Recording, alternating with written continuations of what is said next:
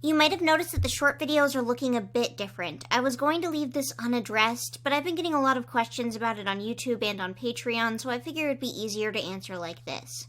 My short videos have generally changed a few times. The first time, all I did was change the line art size from Flash Pencil's default 1 to 2. I made this change way back when because the old thin line art actually looks really weird blown up on televisions and on Switch screens and all sorts of other places. At some point, I also stopped making videos in 720p and started making them in 1080p as well. This change is most noticeable in the I Spoil videos because the sprites suddenly get much smaller on the screen. The sprites also started getting bigger in general at this point in the art, so a lot of the time when characters like Tiger Star are on screen, I'm actually lazily sizing them up.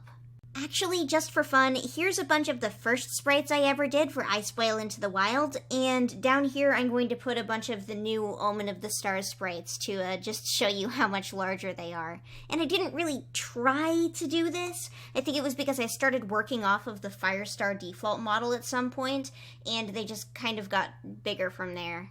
And then, most recently, I experimented with making the lines just a little bit larger. So, why the change? Well, the easiest to explain is the lines. The bigger, thicker lines just look more deliberate than the thin ones. The characters stand out more. The colored lines I did because they look better. It just makes the characters look less like stickers on top of the background and more like they belong there, or at least a little.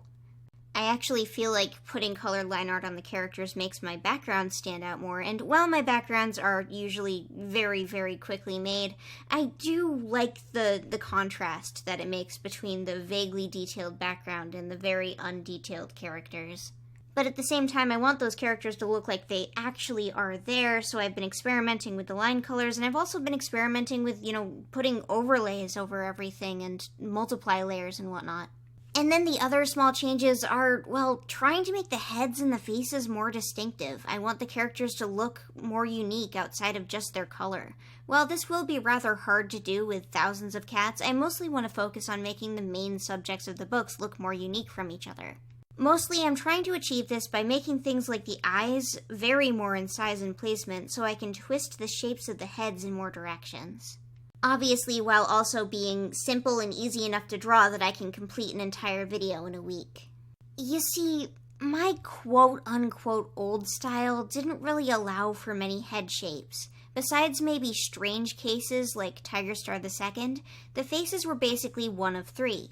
We've got the default round face that characters like Squirrel Flight or Firestar have, and then we've got round with a longer muzzle that characters like Dust Pelt or sometimes Blue Star have.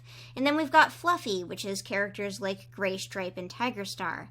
And with most variations on this being really minor, like the main circle head turns into Amber Moon if I put 2 bits of cheek fur on the sides. And while this works, and I'm sure lots and lots of you are very used to it, it gets kind of boring drawing cats in the exact same way for about 5 years.